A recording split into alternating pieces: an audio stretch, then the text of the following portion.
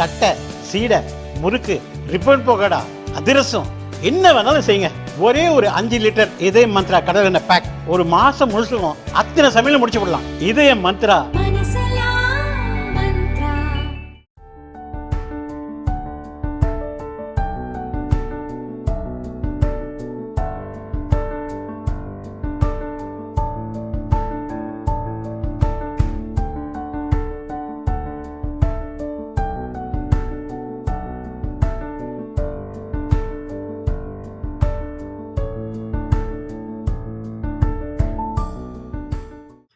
AI தொழில்நுட்பத்தை பயன்படுத்தி வேளாண் பயிர்களின் நுனி முதல் அடிவரை அதன் பண்பு தரத்தை ஆராயும் நடவடிக்கையை கோவை வேளாண் பல்கலை மேற்கொண்டுள்ளது. இதற்காக உடுமலையைச் சேர்ந்த வலேரியா ஆய்வு நிறுவனத்துடன் வேளாண் பல்கலை புரிந்துணர்வு ஒப்பந்தம் செய்துள்ளது.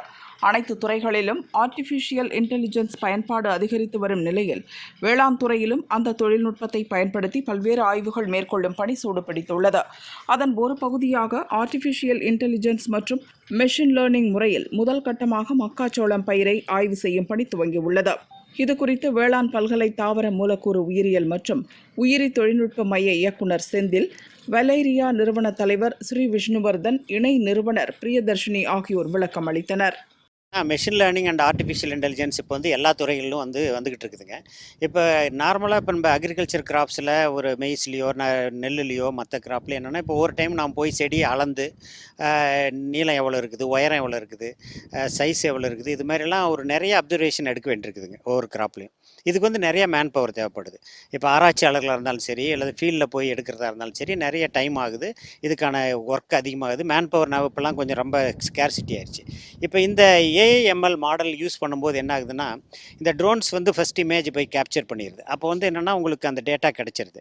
அப்போ என்னென்னா ஒரு பெரிய ஃபீல்டு, ஒரு லாங் ஃபீல்டில் ஒரு 100 வெரைட்டி 200 வெரைட்டியெல்லாம் எவால்வேட் பண்ணும்போது நம்ம விஷுவலாக பார்க்கும்போது நம்மளுக்குள்ள சில எரர்ஸும் நடக்கும். ஏன்னா பார்த்துட்டு டோட்டலாக எடுக்கும்போது டேட்டா ரெக்கார்ட் பண்ணும்போது சில எரர் நடக்கும்.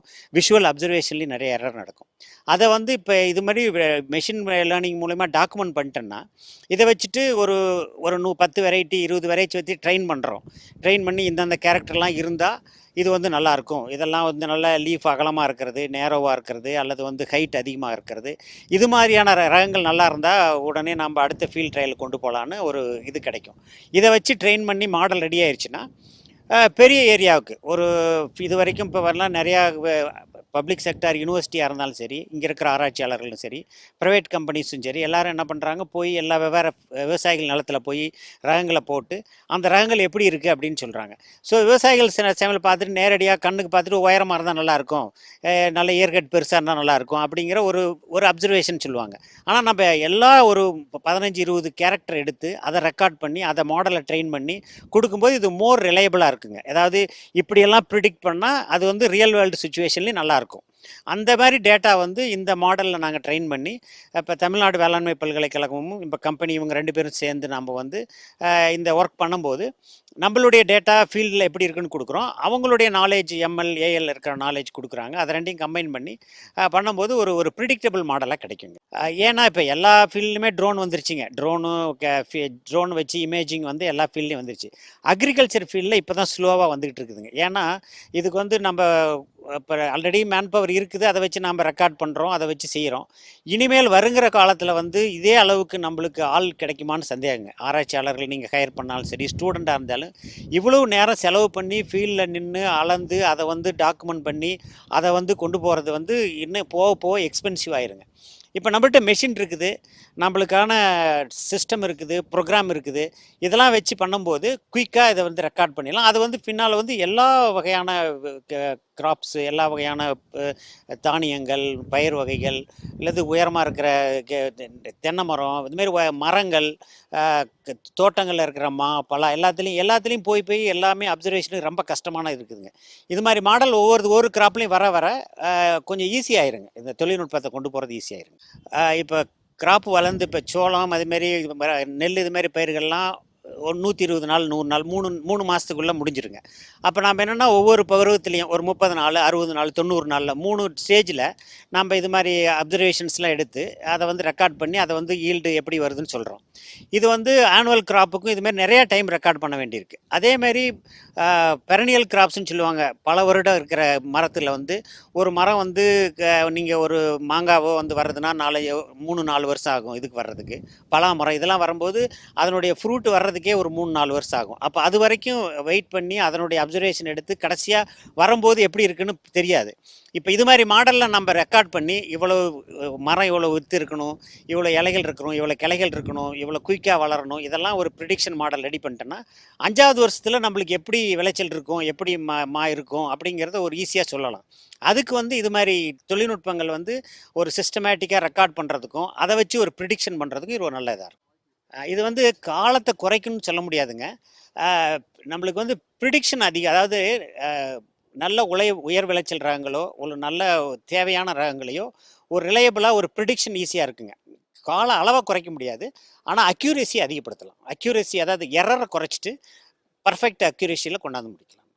ஸோ இப்போ பார்த்தீங்கன்னா நம்ம இதில் வந்து ஒரு முக்கியமான ப்ராசஸ் அக்ரிகல்ச்சரில் பார்த்தீங்கன்னா பீனோடைப்பிங் சொல்லுவாங்க. அதாவது இருக்கிற கிராப்ஸோட கேரக்டரிஸ்டிக்ஸ், அதாவது பார்த்தீங்கன்னா இப்போ ரிசர்ச் கம்பெனிஸ்லாம் பார்த்தீங்கன்னா ஒரு கிராப் புது கிராப் ப்ரீடிங் கிராப் ஹைப்ரீடிங் கிராப் வேணும்னா அதுக்கு பல ஆராய்ச்சிகள் நடக்கும்.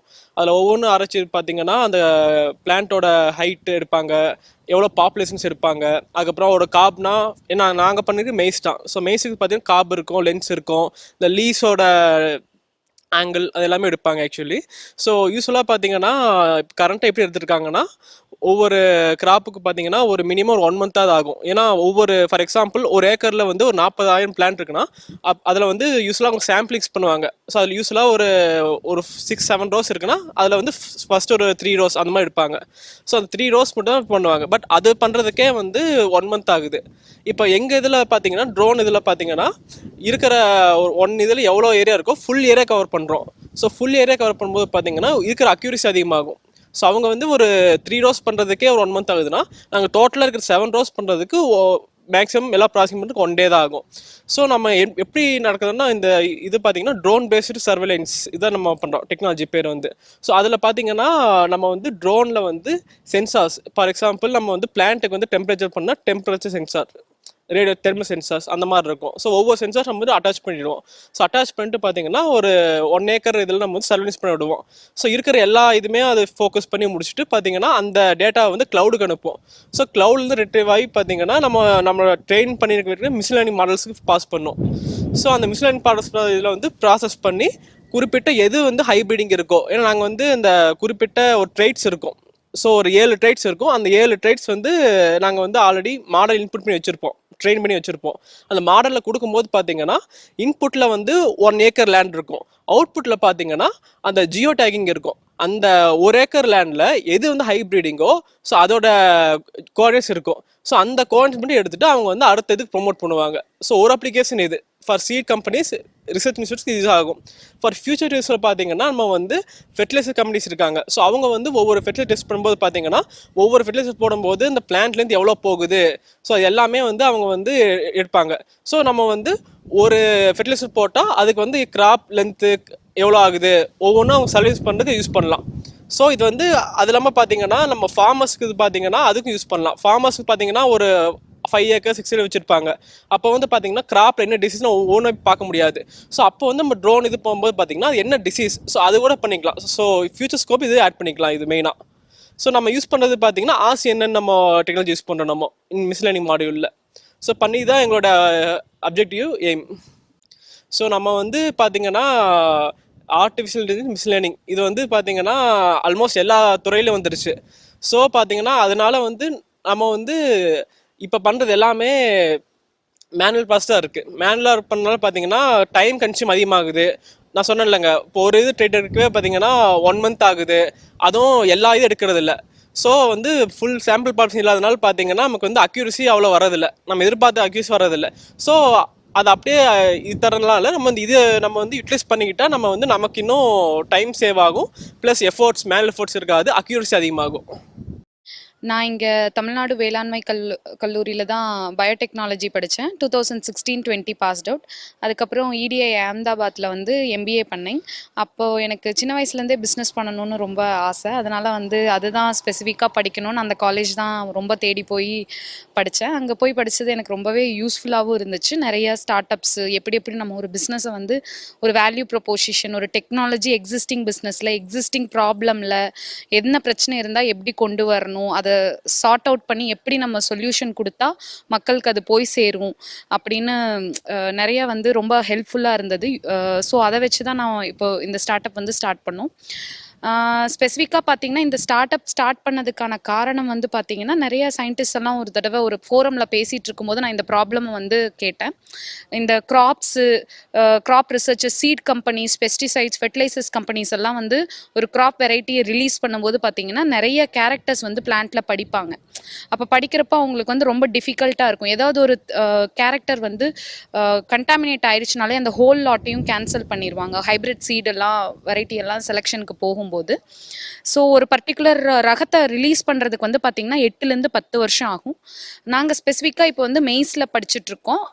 மெய்ஸ் கிராப்ஸை வந்து ஏஎம்எல் மாடல் யூஸ் பண்ணி நம்ம கம்ப்யூட்டர் மாடல்ஸை ட்ரெயின் பண்ணி அதாவது கிராப் ரிசர்ச்சர்ஸ், ஆராய்ச்சியாளர்கள் வந்து ஒரு ரகத்தை வெளியிடும்போது ஒரு ரகத்தை பற்றி ஒரு ஸ்பெசிஃபிக் கேரக்டர்ஸ் ஐடென்டிஃபை பண்ணி படிக்கும்போது பார்த்திங்கன்னா நிறைய கேரக்டர்ஸை படிக்கணும். அதுக்கு வந்து ஃபீனோடைப்பிங்னு சொல்லுவாங்க.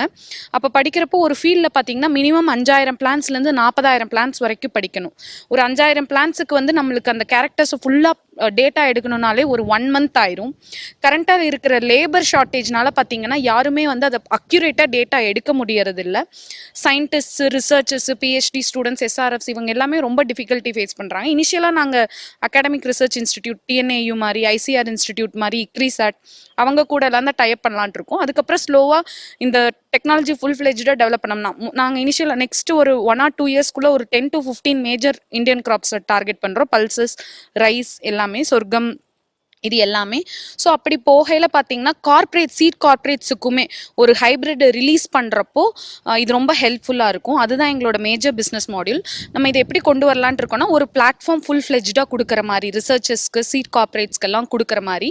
அந்த கார்ப்பரேட்ஸில் அந்த பர்டிகுலர் பிளாட்ஃபார்மில் பார்த்தீங்கன்னா என்ன டேட்டாவை அங்கே அனலைஸ் பண்ணணுமோ ஸ்பெசிஃபிக்காக ட்ரோன் பேஸ் பண்ணி இமேஜை கேப்சர் பண்ணி அவங்க அப்லோட் பண்ணாங்கன்னா நம்ம ட்ரெயின் ஆன எம்எல் மாடியூல் வச்சு அவங்க எல்லா அனாலிசிஸும் பண்ணிக்கலாம். இந்த ஸ்பெசிஃபிக் ஒரு 5,000 to 40,000 பிளான்ஸில் எந்த ஸ்பெசிஃபிக் 400 பிளான்ஸ் ஒரு 500 பிளான்ஸ் அவங்க செலக்ட் பண்ணி அடுத்த ஜென்ரேஷன் கொண்டு போகலாம். அப்படிங்கிறப்போ டேட்டா அக்யூரசி கிடைக்கும். சர்டன் லெவல் ஆஃப் டைமில் அவங்க ஜென்ரேஷன் கேப்பையும் குறைக்க முடியும். ஒரு பிளான்ட்டோட வெரைட்டி டெவலப் பண்ணுறதுக்கு 8 to 10 years ஆகும்போது மேபி ஸ்பெசிஃபிக் அப்ளிகேஷனில் ஜீன்ஸ் ஐடென்டிஃபை பண்ணுறதுக்கு இந்த பர்டிகுலர் இது வந்து ஹெல்ப்ஃபுல்லாக இருக்கும். அவங்களோட டைமை வந்து ரொம்பவே சேவ் பண்ணுது இது.